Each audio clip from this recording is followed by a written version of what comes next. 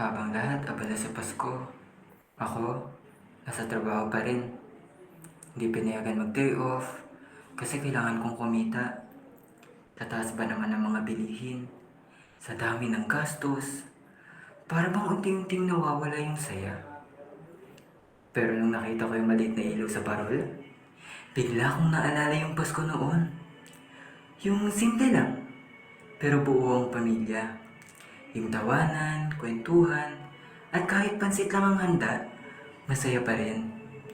Doon ko naisip, hindi pala nasusukat ang Pasko sa dami ng handa o laki ng regalo, kung hindi sa mga taong mahal mo.